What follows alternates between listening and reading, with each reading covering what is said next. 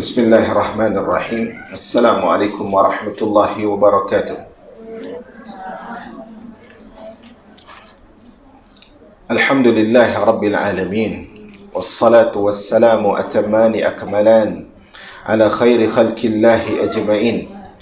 Nabiyina Muhammadin wa alihi at-tahirin wa ashabihi ghurril mayamin. Wa man tabi'ahum bi ihsanin ila yaumiddin.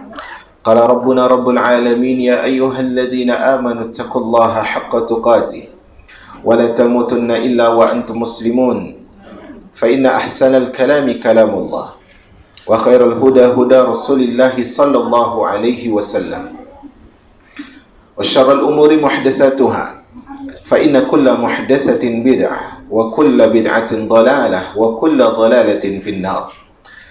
Ma'asyiral jamaah yang Allah muliakan, pujian dan sanjungan, syukur dan pengakuan kita haturkan untuk Allah yang menurunkan limpahan nikmat kepada kita. Begitu banyaknya nikmat Allah, bahkan di balik sedih ada nikmat, di balik luka ada nikmat, di balik gundah gulana ada nikmat. Karena Allah Rabbul Alamin nikmatnya tidak terhingga dan terhitung. Kepada Allah yang menurunkan segala nikmat, kita mohon kepadanya agar Allah menjadikan kita hamba-hambanya yang pandai bersyukur. Salawat dan salam semoga sampai kepada Rasul yang mulia Muhammad bin Abdullah sallallahu alaihi wasallam. Semoga salawat dan salam sampai kepada istri beliau di dunia dan di akhirat, kepada para sahabat, kepada para tabi'in dan atba'ut tabi'in. Ma'asyiral jamaah yang Allah muliakan, kembali kita akan bacakan kitab Al-Qawaidul Muthla yang ditulis oleh Al-Imam Ibnu Utsaimin rahimahullahu ta'ala.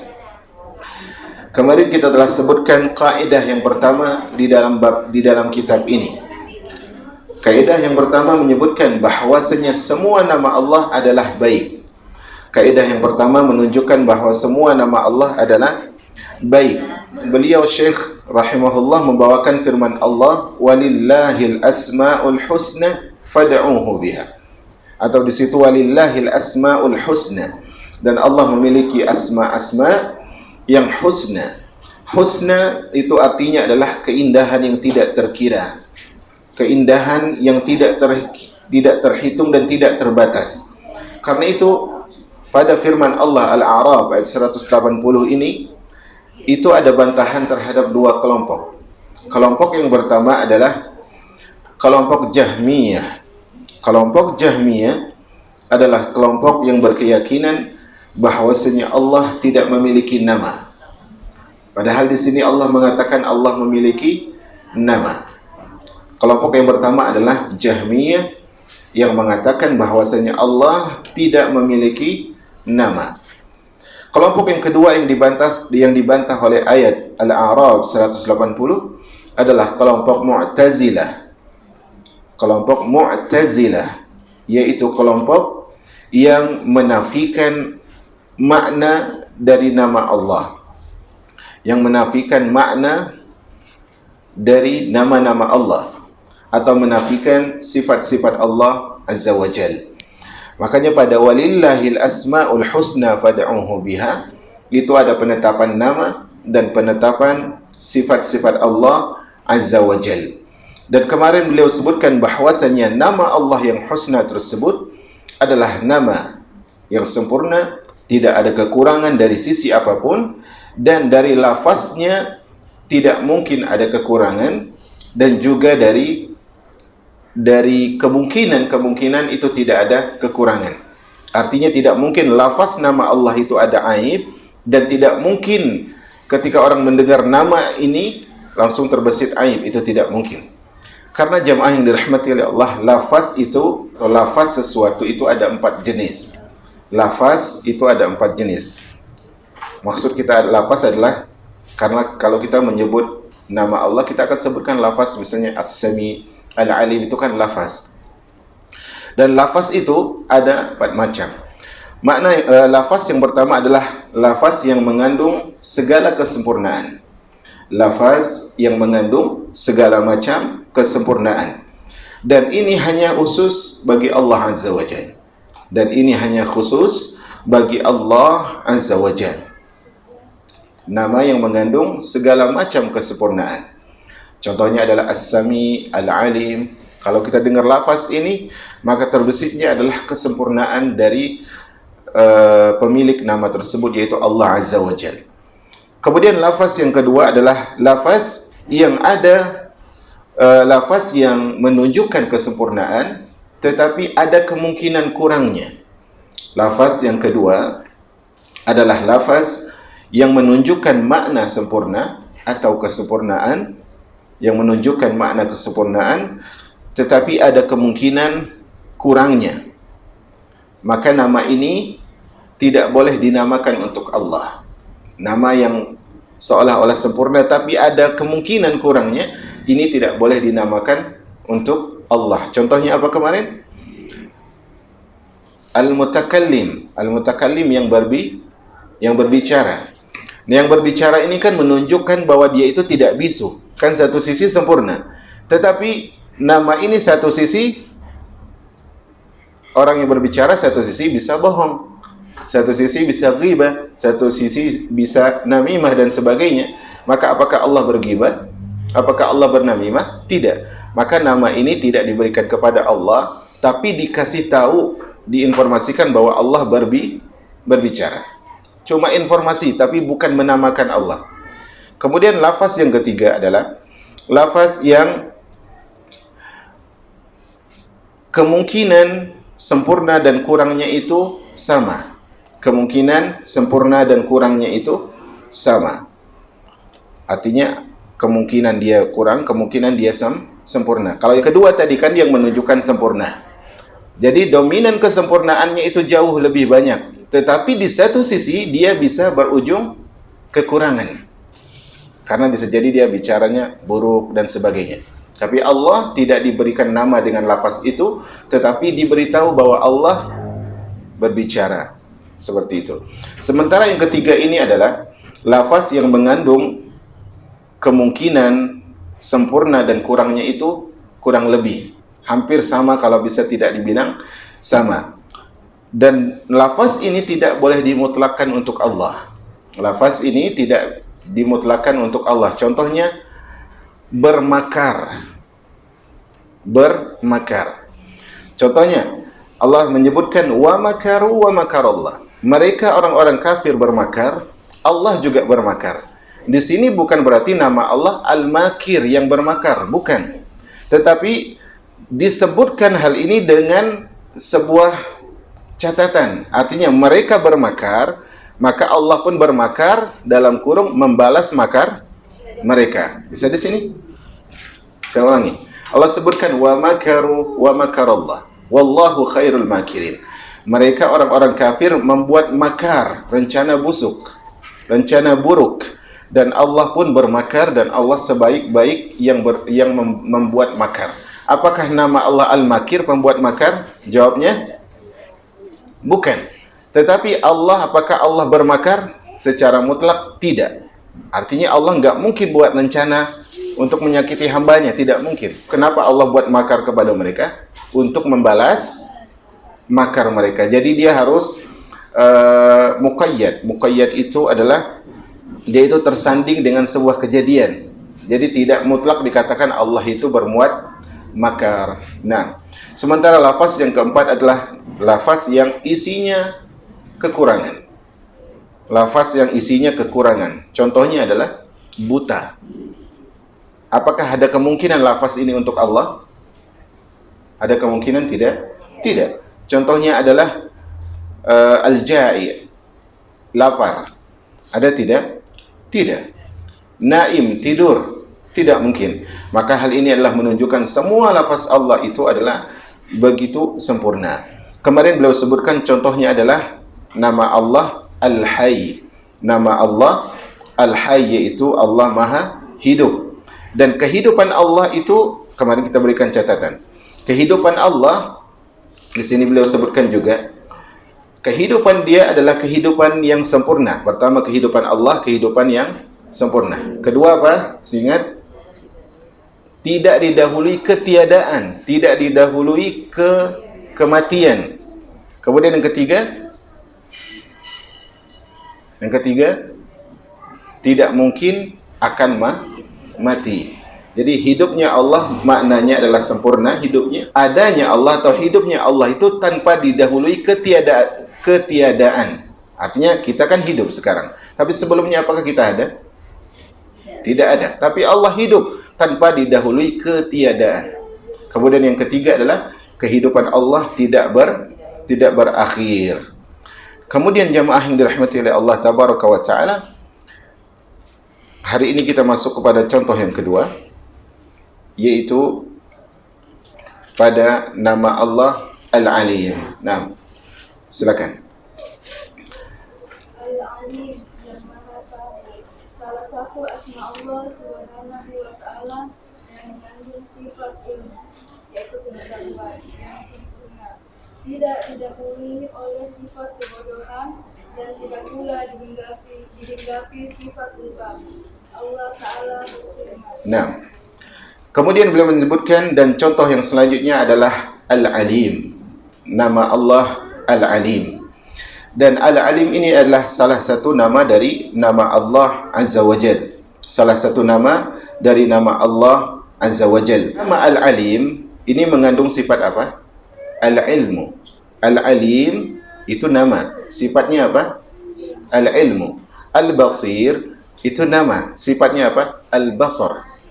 As-Sami itu nama, sifatnya apa? As-Sama'. Al-Alim itu nama, sifatnya Al-Ilmu. Dan ilmunya Allah adalah sempurna. Perhatikan, kita sebelum kita mengarah kepada ilmu Allah yang sempurna, coba kita perhatikan sifat ilmu ini.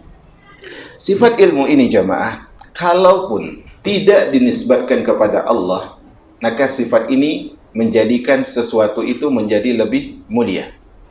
Contohnya, manusia ketika dia berilmu maka dia lebih mulia. Bahkan anjing yang terlatih untuk berburu, kemudian tuannya melepaskan dengan mengucapkan basmalah, maka hasil buruannya menjadi halal. Hasil buruannya menjadi halal. Itu karena ilmu. Perhatikan, kalau sifat ilmu ini kepada makhluk menjadikan makhluk itu menjadi sempurna, menjadi mulia, maka apalah lagi jika sifat ini adalah untuk Allah Azza wa Jal. Apalah lagi sifat ini untuk Allah Azza wa Jal. Karena itu kita katakan dulu di awal, di antara sifat Allah ada yang bisa kita ambil, walaupun tidak sempurna kita mengambilnya. Di antaranya adalah sifat al-ilmu. Maka Allah mengatakan di dalam surah Al-Mujadilah atau Mujadalah, dua-duanya bisa, ayat yang 11, yarfa'illahu alladhina amanu minkum walladhina utul ilma darajat. Allah akan mengangkat derajat orang yang beriman di antara manusia. Allah akan angkat. Orang beriman punya derajat. Tetapi orang yang berilmu memiliki derajat yang lebih tinggi. Maka di sini adalah subhanallah, kedudukan ilmu begitu besar di sisi Allah Azza wa Jal. Dalam hadis-hadis Rasul, kalau kita simak, tidak ada sesuatu hadis yang diucapkan oleh Rasul yang begitu luar biasa melebihi hadis ilmu. Di antaranya adalah sabda Rasul, man salaka tariqan yaltamisu fihi ilman sahhalallahu lahu bihi tariqan ilal jannah. Siapa yang menempuh jalan menuntut ilmu, Allah mudahkan baginya jalan ke surga. Perhatikan, semua kemudahan jalan menuju surga itu bermula dari ilmu. Salat, ia jalan ke surga, tetapi dia butuh ilmu. Zakat, jalan ke surga, dia butuh ilmu. Karena itu jemaah yang dirahmati oleh Allah Tabaraka wa Ta'ala, jalan ilmu ini adalah jalan siapa yang berhenti dari dunia ilmu, maka dia orang yang sombong. Karena ilmu itu 3 derajat. Tahap pertama dari ilmu adalah siapa yang belajar, dia akan sombong. Dulu dia dan temannya sama-sama nggak paham. Kemudian dia belajar, dia paham. Tuh kan dia nggak tahu, saya tahu. Sombong. Tahap kedua dari ilmu adalah dia tawadhu. Oh, ternyata ilmu saya saat ini itu sangat sedikit bila dibandingkan ilmu yang tidak saya miliki. Kemudian tahap ketiga dari ilmu adalah merasa kurang. Karena itu subhanallah, dan semoga itu tidak menimpa kita. Realita dari perjalanan manusia, dari dia seorang muslim kemudian menjadi seorang muslim yang berada di atas sunnah adalah berhenti di tengah jalan dalam menuntut ilmu. Padahal Rasulullah sebut tadi apa? Jalan menuju surga dimudahkan. Berarti orang yang stop atau dia nge-pause dirinya untuk dari menuntut ilmu, berarti dia sedang menyetop jalannya untuk mudah menuju surga. Kemudian jamaah yang dirahmati oleh Allah Azza wa Jalla, perjalanan kita selama ini menuntut ilmu itu harusnya merubah hati kita. Karena di dunia ilmu itu enggak semuanya enak. Di dunia ilmu itu tidak semuanya enak. Artinya karena itu kalau di buku adab penuntut ilmu, dan ini subhanallah sedih sekali kalau kita lihat majelis-majelis yang ada di masjid-masjid kita tuh sedikit yang membahas adab tentang menuntut ilmu. Sehingga bukan tidak mungkin nanti yang ini merendahkan ini, bahkan yang ini merendahkan gurunya. Karena tidak ada adab menuntut ilmu. Karena itu dulu para ulama mengatakan kalau kita kehilangan adab maka lebih baik diam. Itu lebih baik. Nah, dunia ilmu ini jamaah disebutkan oleh para ulama bahwasanya siapa yang menuntut ilmu dia pasti akan merasakan ketidakenakan. Karena itu kalau kita benar-benar nih pelajaran ilmu kita, menuntut ilmu kita selama ini itu ikhlas karena Allah, kita tidak akan di-stopkan oleh sebab apapun dan siapapun. Karena ilmu tersebut urusan kita dengan Allah. Karena itu fenomena di kajian adalah bahwasanya terkadang karena ada permasalahan konslet antara ini dan ini, dia tidak hadir. Maka hal ini menjadikan seorang tersebut cross check terhadap dirinya. Subhanallah. Sama seperti seorang manusia, seorang ustadz, seorang alim, ketika dia merasa dirinya tersebut sudah mulai sudah mulai banyak peminat, sudah mulai digemari, sudah mulai dipuji oleh jamaahnya, akan ada kalanya Allah jadikan dia itu berdosa. Untuk apa? Agar dia tahu bahwasanya dia tidak seperti yang dipuji oleh manusia. Gimana dia sadar bahwa dia itu salah? Dengan ilmu. Maka ilmu ini adalah sesuatu yang harus diperjuangkan. Nah, di sini beliau sebutkan di antara nama-nama Allah adalah Al-Alim. Dan nama Al-Alim ini memuat sifat ilmu yang sempurna. Jadi nama Al-Alim ini mengandung beberapa makna. Pertama, atau satu adalah ilmu Allah itu sempurna. Ilmu Allah sempurna. Yang kedua, ilmu Allah tidak didahului oleh ketidaktahuan. Ilmu Allah tidak didahului oleh ketidaktahuan. Artinya kita sekarang tahu di antara nama Allah adalah ini. Tapi dulu kita nggak tahu. Berarti ilmu kita dulu didasari oleh kejahilan. Sementara ilmu Allah tidak didahului oleh kejahilan. Itu yang kedua. Yang ketiga, ilmu Allah tidak mungkin dijangkiti kelupaan. Ilmu Allah tidak mungkin dijangkiti kelupaan. Jadi hal ini perlu diperhatikan oleh kita. Adalah bahwasanya ilmu Allah itu tidak, ilmu Allah pertama adalah sempurna, sementara ilmu kita itu kurang. Karena itu ketika Rasulullah ditanya tentang ruh, yas'alunaka 'anir ruh, manusia bertanya kepadamu tentang ruh. Qulir ruhu min amri rabbi. Katakanlah wahai Rasulullah, ruh itu adalah urusan Rabbku. Wa ma utitum minal ilmi illa qalila. Dan kalian tidaklah diberikan ilmu kecuali sedikit.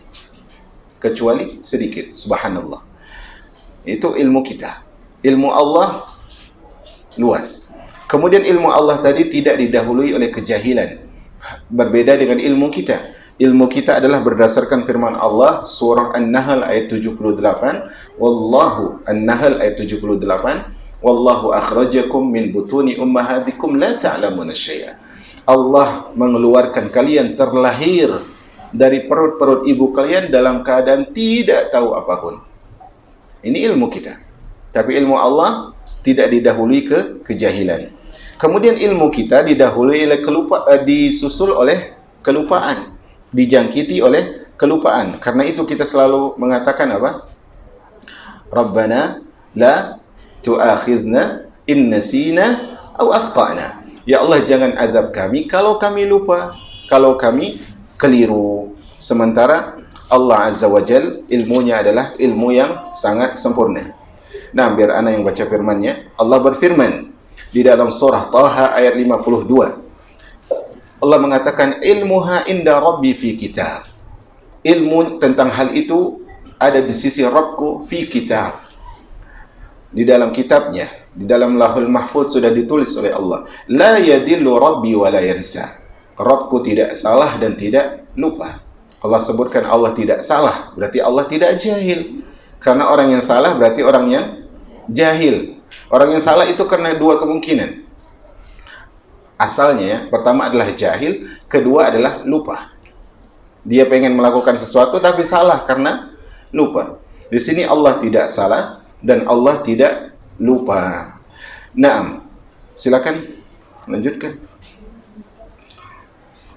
Ilmu pengetahuan Allah Maha Luas meliputi segala sesuatu, baik secara umum asal perinci, berkenaan dengan perbuatan Allah sendiri atau perbuatan makhluk. Nah, kemudian beliau sebutkan bahwasannya ilmu Allah itu sangat luas. Ilmu Allah luas. Ini ilmu Allah yang luas itu beda dengan ilmu Allah yang sempurna. Ini sempurna sifat yang lain, luas sifat yang lain. Kemudian meliputi segala sesuatu, baik itu jumlatan yaitu global ataupun terperinci. Bahkan disebutkan oleh beliau apakah hal itu berkaitan dengan dirinya sendiri, perbuatan Allah sendiri, atau berkaitan dengan perbuatan hamba-hambanya. Allah Maha tahu. Karena itu jemaah yang dirahmati oleh Allah Tabaraka wa Ta'ala, perhatikan. Ini ditulis. Allah Subhanahu wa Ta'ala Al-Alim atau Allah Al-Alim. Artinya memiliki ilmu.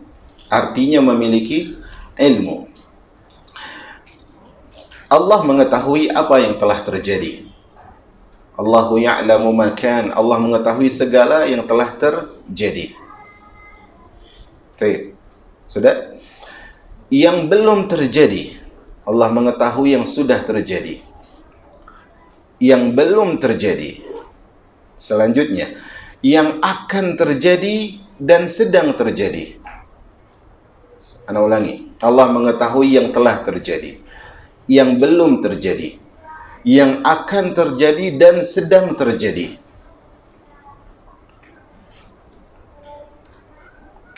Atau bisa dibalik, yang sedang terjadi dan akan terjadi. Kalau seandainya nanti terjadi, bagaimana terjadinya? Paham tidak ini? Allah tahu yang telah terjadi, yang belum terjadi, dan yang akan terjadi. Kalau nanti terjadi, bagaimananya pun Allah tahu. Karena ilmu Allah tadi tidak didahului oleh kejahilan dan tidak pernah lupa.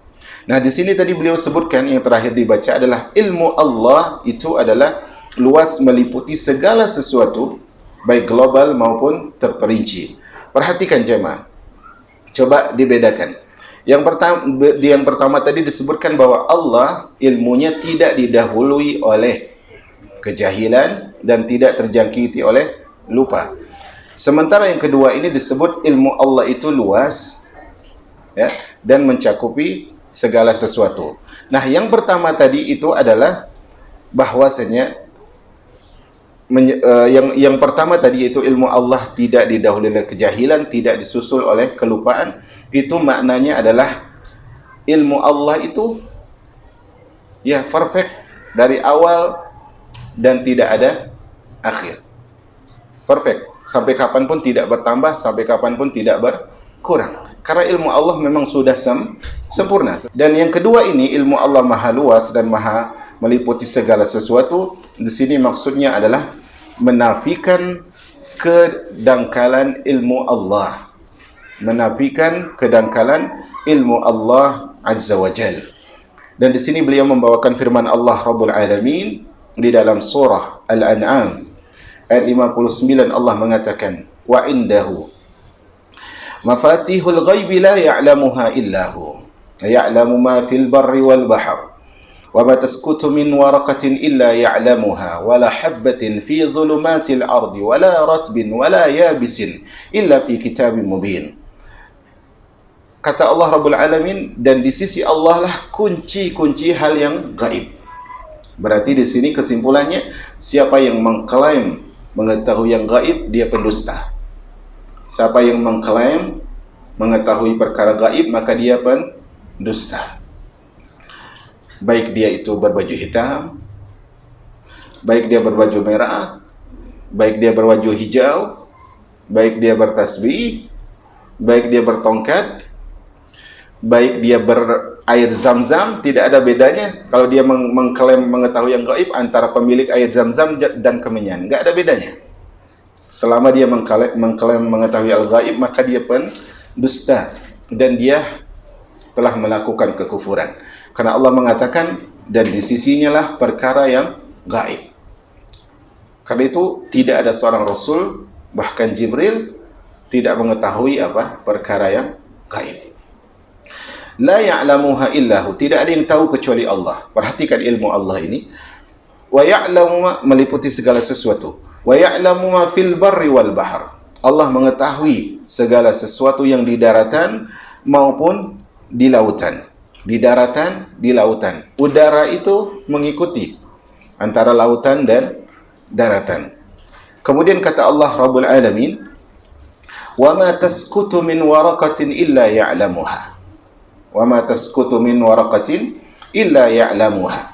Tidak ada daun yang gugur pun kecuali Allah tahu. Perhatikan begitu detailnya. Terkadang seorang ibu anaknya jatuh dia nggak tahu. Anaknya jatuh dia nggak tahu. Bahkan anak pernah punya ustadz itu cerita di kelas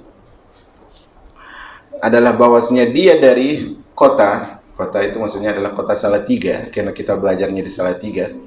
Salatiga berarti betul 7 ya, Salatiga. 6, soalnya 10 soalnya. Dari Salatiga mampir ke Tingkir, karena dari kota ke pondok kita itu lewat terminal Tingkir. Nah istrinya minta beli sesuatu. Akhirnya mampir ke Tingkir, diturunin, habis itu dia pulang. Habis itu dia pulang ke rumah diketuk. Assalamualaikum, Umi, buka pintu. Padahal istrinya di mana? Di terminal. Subhanallah jemaah. Itu ilmunya kita. Ilmunya kita. Bahkan anak punya ustadz yang lain itu lagi ngajar fikih sekarang beliau sakit, semoga Allah berikan kesembuhan kepada beliau. Adalah ngajar fikih, akhirnya sampai pada bab junub. Baru dia ingat, subhanallah, ana lupa mandi wajib. Tadi salat subuh tuh berarti dalam keadaan janabah. Kita pelajaran tutup sampai di sini, ana mau mandi dulu. Subhanallah. Itu ilmu kita. Ya, ilmu kita padahal biasa bertahun-tahun ngajar kitab fikih. Tetapi itulah ilmu kita tidak sempurna. Tapi Allah mengetahui, bahkan daun yang gugur pun Allah mengetahui. Subhanallah. Kemudian apa kata Allah? Wala habbatin fi zulumatin fil ardi. Tidak ada bebijian di kegelapan bumi ini kecuali Allah tahu. Perhatikan. Seandainya biji tersebut ada di dalam batu hitam, bukan di atas tapi di dalam. Bayangin ini batu hitam. Nah, biji tersebut di dalamnya warna hitam. Dan batu hitam ini di dalam bumi, dalam tanah. Taib, berarti sudah ada berapa lapis? Pertama adalah batunya, kedua adalah apa? Tanahnya, buminya, dan buminya berapa lapis? 7 lapis. Kemudian tersimpan di dalam air. Kan lebih gelap lagi tuh sebenarnya. Walaupun airnya kelihatan terang menurut kita, tapi hakikatnya semakin dalam semakin gelap. Kemudian berarti sudah berapa? Batu, tanah, air. Kemudian airnya tersebut berada di bawah kegelapan karena didaungi oleh gua. Gelap bukan? Taib. Dan guanya menaungi berarti lebih gelap lagi. Di malam hari gelap lagi. Kemudian ternyata mendung. Kemudian ternyata selain mendung, hujan. Karena mendung itu gelap dan hujan itu juga menghalangi pandangan. Tetapi walaupun semua itu semua itu terjadi demikian, Allah tahu di mana biji itu ada. Tapi tadi sudah tersebut kata mendung. Ada sedikit quote atau kata hikmah yang mungkin bisa dibawa pulang di luar pembahasan. Karena ini adalah musim pandemi, tidak bisa dipungkiri banyak hati yang berduka, banyak kalbu yang lara, banyak kantong yang dulu terasa sempit, sekarang terasa sulit. Maka kehidupan manusia selalu didatangi oleh musibah. Jadi musibah itu, manusia itu berjodoh dengan musibah jauh lebih pasti daripada jodohnya dengan lawan jenisnya. Jauh lebih pasti. Tapi ingat, ketika musibah demi musibah itu datang menimpa kita, menghampiri kita di dalam rumah, di luar rumah, teman, guru, sahabat, murid dan sebagainya, tetangga kita ataupun siapapun orang nggak kenal tiba-tiba jengkelin, padahal nggak ada kasusnya sama kita. Musibah semuanya, hutang, kematian keluarga dan sebagainya. Yakinlah bahwasanya musibah itu tidak lain hanya seperti awan mendung. Musibah itu hanya seperti awan mendung. Itu awan mendung, pertama mendungnya dikit, masih terang. Langitnya masih terang. Kemudian mendung semakin gelap. Tetapi semakin gelap ini apakah dia akan berakhir nanti? Ketika semakin mendung sangat mungkin insya Allah hujan. Berarti mendungnya akan berakhir. Begitulah. Artinya ketika Allah hadirkan musibah dalam kehidupan kita, lara di dalam kalbu kita, kepiluan di dalam hati kita, kegalauan di dalam jiwa kita, semakin dia mengeras, semakin bertambah, semakin kuat, maka pintu akan semakin terbuka. Akan semakin terbuka. Karena itu jemaah, ya, ada ucapan seorang salaf, dia mengatakan kurang lebih begini adalah, ketika saya berdoa kepada Allah, kemudian Allah berikan doa saya, Allah beri, Anda senang. Kata dia, Allah beri permintaan saya senang. Tapi kalau saya berdoa, Allah tidak memberi, justru saya lebih senang. Kenapa? Karena ternyata kalau saya dikabulkan doa saya, berarti Allah berikan permintaan saya, keinginan saya. Kalau Allah tidak kabulkan doa saya, berarti Allah memberi saya keinginan Allah sendiri. Pilihan saya ini, Allah berikan ini, Allah kabulkan, berarti itu pilihan kita satu sisi kan, walaupun Allah mentakdirkan. Tapi kalau kita berdoa tapi tidak dikabulkan oleh Allah, kita harusnya lebih bahagia karena Allah memilih untuk kita. Jadi sejatinya tidak ada kesedihan di dalam kehidupan seorang mukmin. Karena kata Nabi SAW, inna idhamal jaza ma'idhamil bala. Besarnya balasan, besarnya surprise dari Allah itu berdasarkan besarnya bala yang menimpa seorang hamba. Itu intermezzo saja. Nah, itu bisa dibawa pulang, menghibur tetangga, keluarga dan sebagainya. Subhanallah. Karena itu kalau sudah sedih itu baca Quran. Quran ketenangan dari semua masalah. Baik, tadi beliau katakan bahkan biji yang kecil di kegelapan bumi Allah tahu. Wala ratbin, tidak ada yang basah. Wala yabisin, tidak ada yang kering. Illa fi kitabin mubin, kecuali telah tercatat di dalam Lauhil Mahfuz. Karena itu jamaah yang dirahmati oleh Allah Rabbul Izzati wal Jalalah. Ya, karena itu kalau kita sudah tahu nama Allah Al-Alim nih, Allah memiliki sifat ilmu, berarti ibadah apa yang ada di balik nama ini? Ibadah apa yang ada di balik nama ini? Ayo, siapa yang bisa jawab?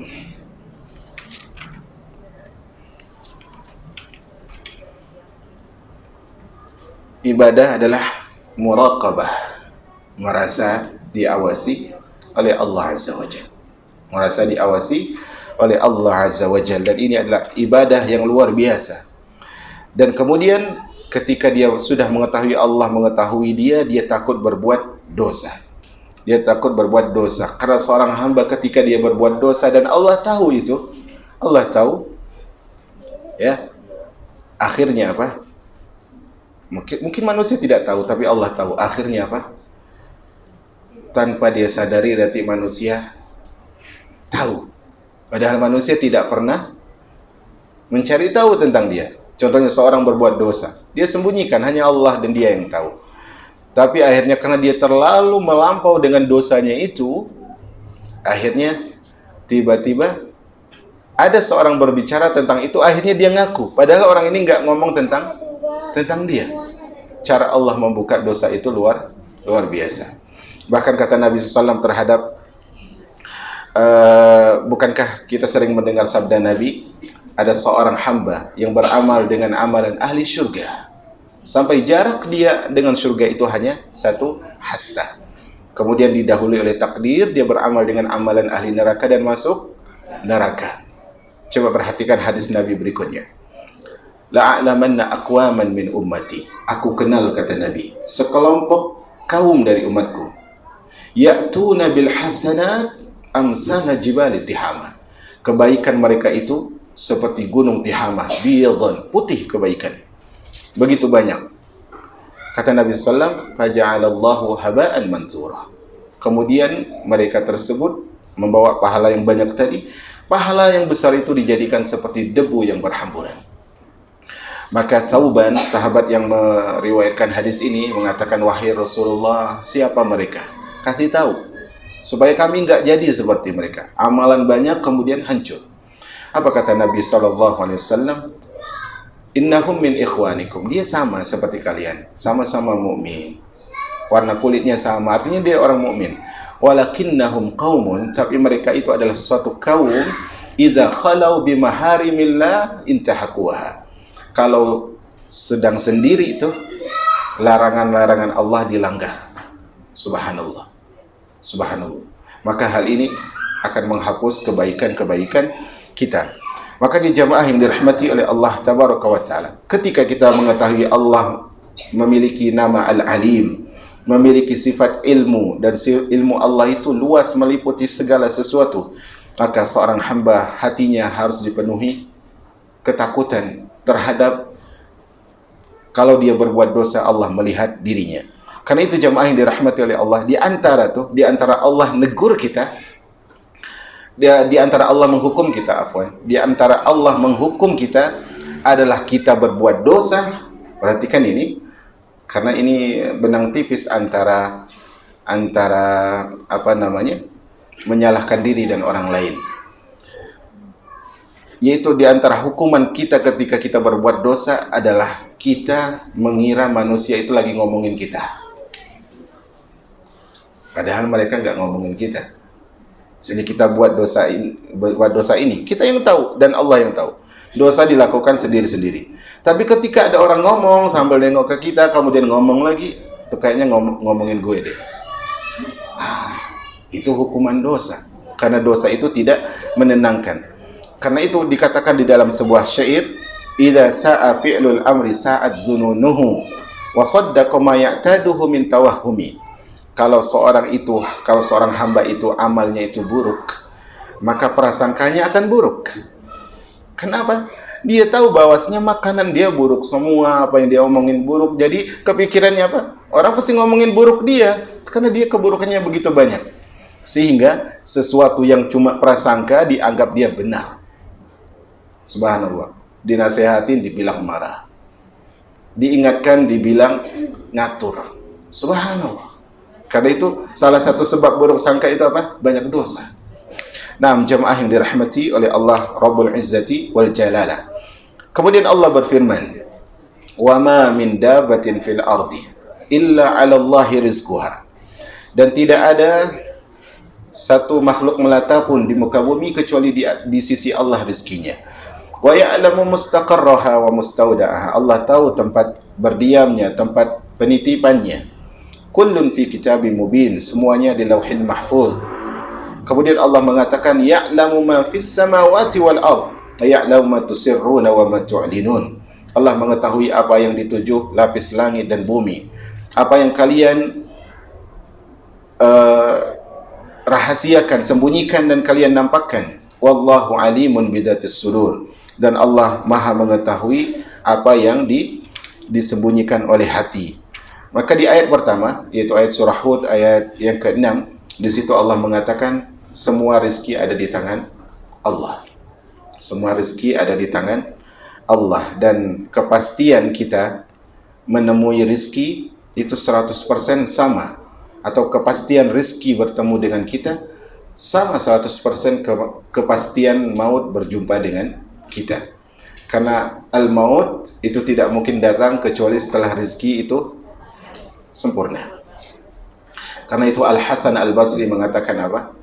Aku tahu bahwa rizkiku tidak mungkin diambil oleh orang lain, maka aku tidak perlu mengkhawatirkan. Terkadang orang jualannya sama tuh, dia sedih, ini jual nasi padang, ini jual nasi padang juga, tapi yang ini nggak laku, yang itu tetangganya laris. Ini sate Madura, itu sate Madura juga, yang tetangganya laris, yang dia tidak. Maka seorang yang bertauhid, dia tahu rizkinya tidak mungkin diambil orang lain. Ngapain sedih? Berarti itu rizkinya dia. Dan satu sisi dia bersyukur, alhamdulillah rizkiku satu sisi tidak sebanyak dia. Dia bersyukur untuk teman yang banyak rezeki. Dia bersyukur juga karena dia sedikit rezekinya, apa? Hisabnya lebih ringan di sisi Allah Azza wa Jalla. Coba deh, kemarin saya sebutkan dulu di kajian ad-da'wa dawa. Ambil air, masak air mendidih, kemudian ini bukan berarti saya nyuruh bunuh diri ya, bukan. Ini permisalan saja untuk dibayangin. Ambil air mendidih, simpan di ember besar, kemudian berdiri di situ, sebutkan, ya Allah selama sebulan ini saya makan ini. Berapa lama bertahan di air itu? Sebutkan. Dulu di umur sekian saya punya baju ini, nggak tahu sekarang kemana. Hisab. Hasibu anfusakum qabla an tuhasabu. Rizki yang menumpuk, hisab juga akan menumpuk. Maka hal itu harus kita syukuri di satu sisi. Kemudian tadi Allah mengatakan Allah mengetahui hal yang kalian nampakkan dan kalian sembunyikan.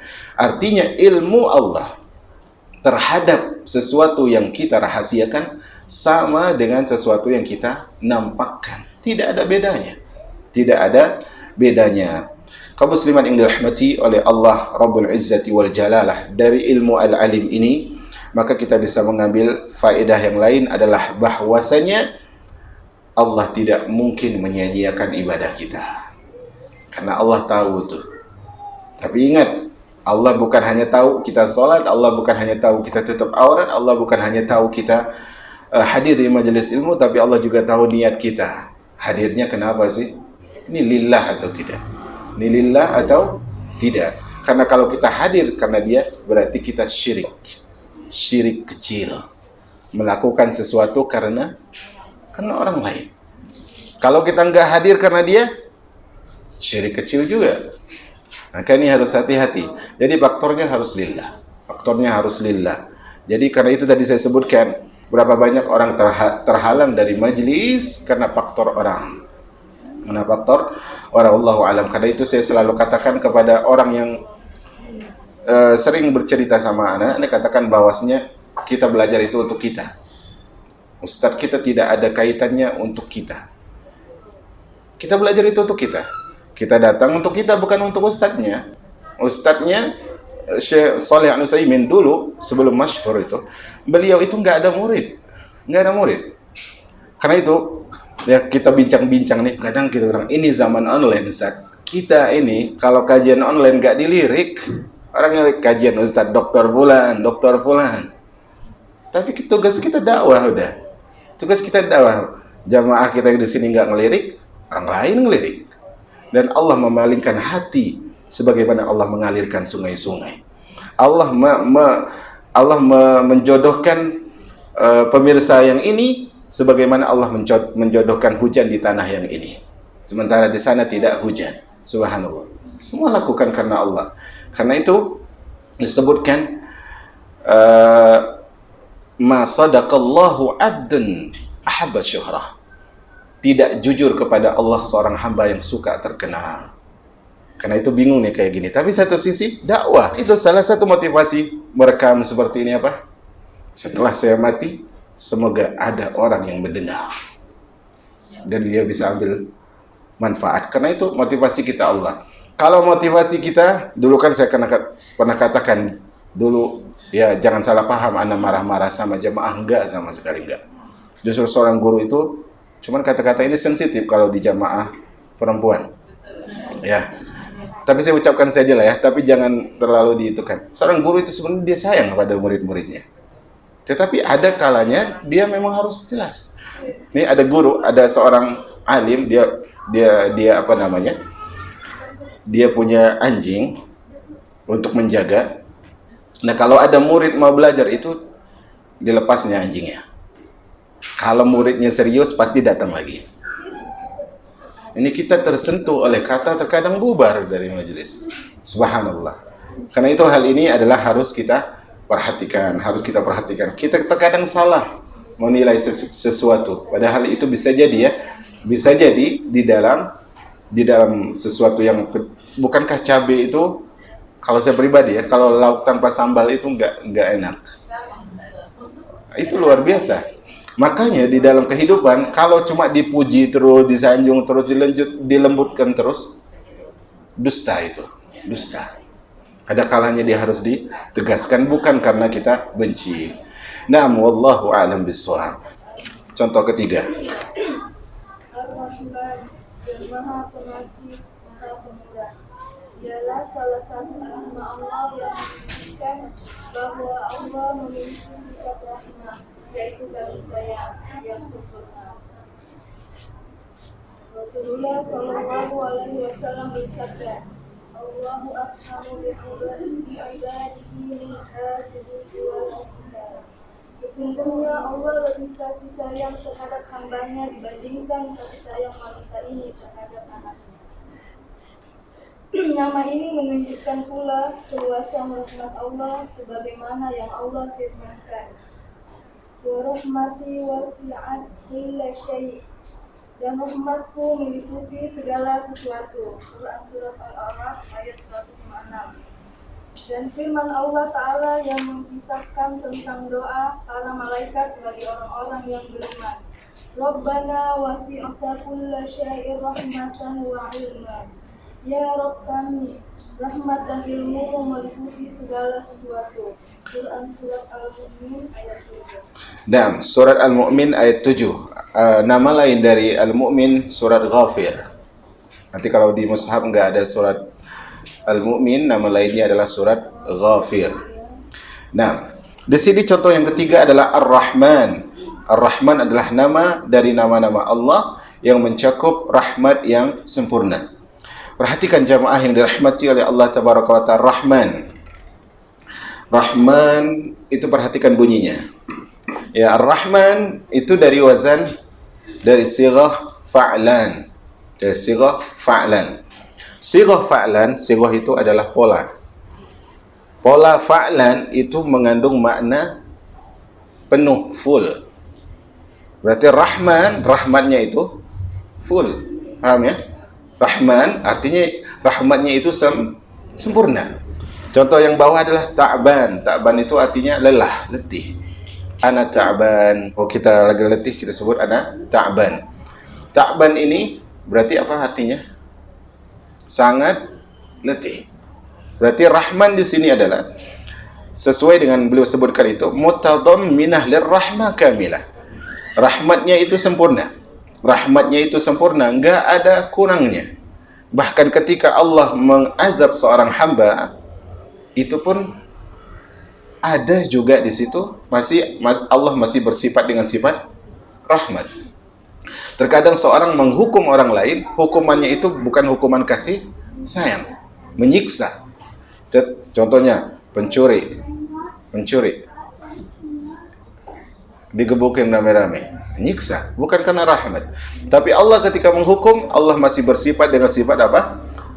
Rahmat, dan bernama dengan nama Rahman. Maka di sini jamaah yang dirahmati oleh Allah Rabbul Izzati wal Jalalah, di sini beliau sebutkan bahwasanya rahmatnya Allah itu sempurna, dan akhirnya beliau menjelaskan berdasarkan sabda Rasul sallallahu alaihi wasallam.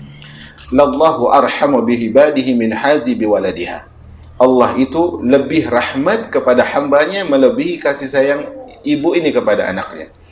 Dalam hadis yang diriwayatkan oleh Al-Imam Muslim atau Bukhari Muslim, disebutkan oleh seingat saya hadisnya diriwayatkan oleh Umar bin Khattab, adalah ketika selesai perang dibawalah tawanan perang tersebut oleh para sahabat, dan ternyata di antara tawanan ada wanita, dan wanita tersebut linglung mencari anaknya.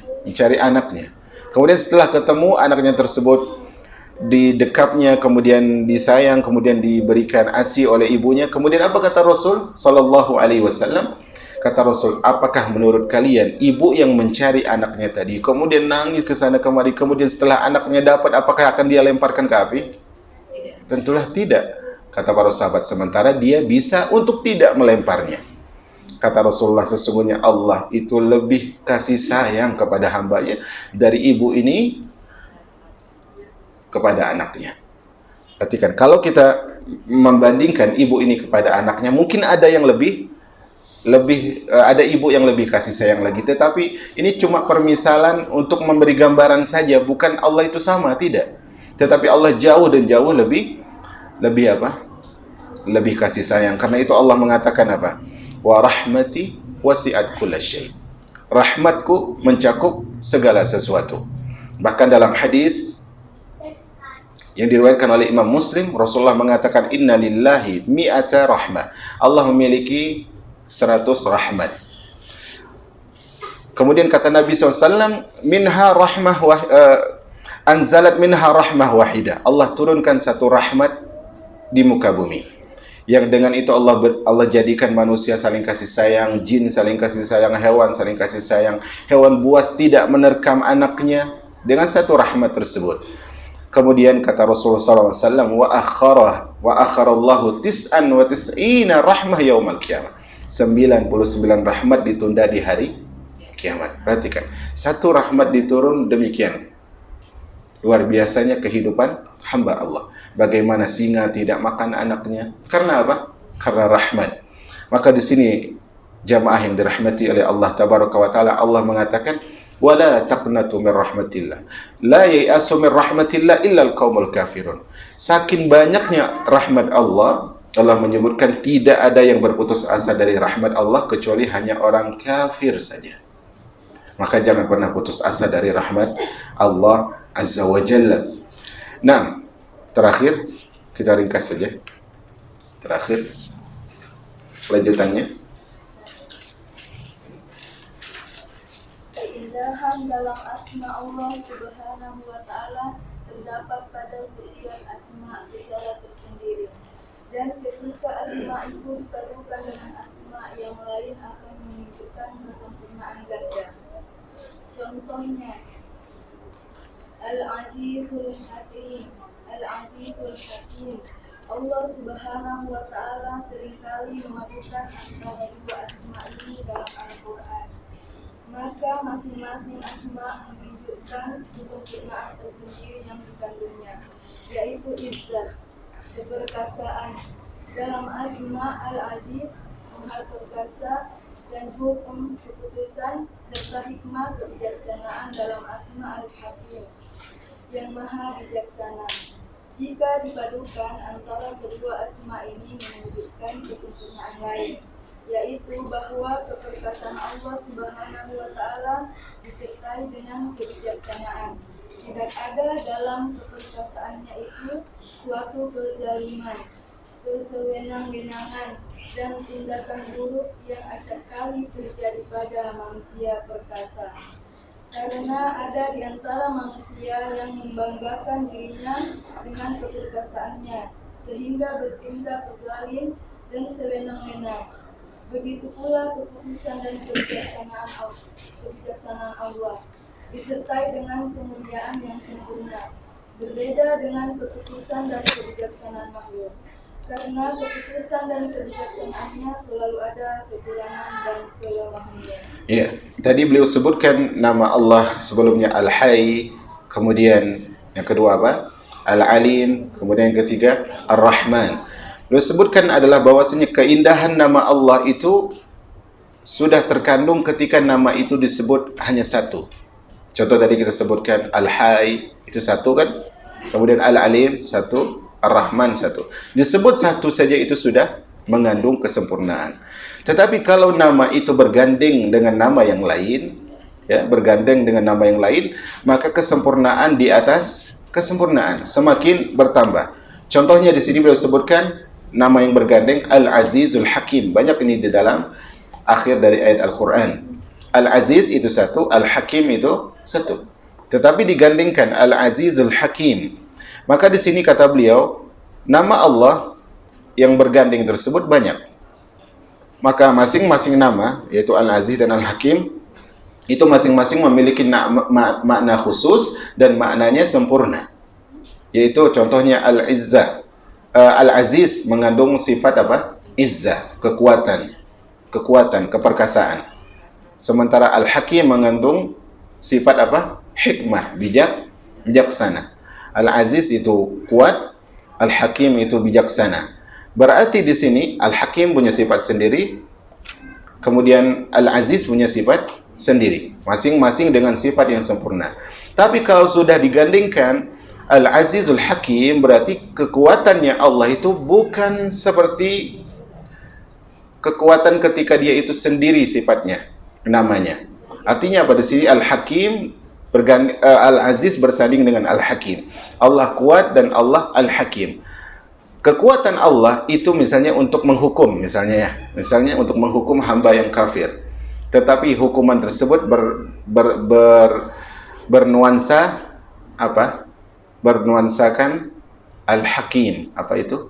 Bijaksana. Allah menghukum itu enggak melebihi batas, tapi ada kadar yang sudah Allah tentukan dengan keadilannya. Beda dengan manusia. Kekuatan dia kadang digunakan untuk menzalimi. Tapi kekuatan Allah menghukumi manusia dengan hukum bijaksana. Maka kalau nama itu sendiri itu sudah sempurna, kalau digandengkan nama dengan nama yang lain, maka jauh lebih sempurna. Begitu juga dengan keputusan Allah. Terakhir itu, begitu juga dengan keputusan Allah, maka tidak ada aib di atas nama-nama Allah. Maka alangkah heran kenapa masih ada orang yang meniadakan nama dan sifat Allah Azza wa Jal, dan di antara mereka ada yang membatasi nama dan sifat Allah atau nama-nama Allah. Contohnya adalah Al-Asy'ariyah, Al-Maturidiyah dan sebagainya. Wallahu a'lam bissawab. Wassallallahu ala nabiyyina Muhammad. Subhanakallahumma bihamdika asyhadu an la ilaha illa anta astaghfiruka wa atubu ilaik. Assalamualaikum warahmatullahi wabarakatuh.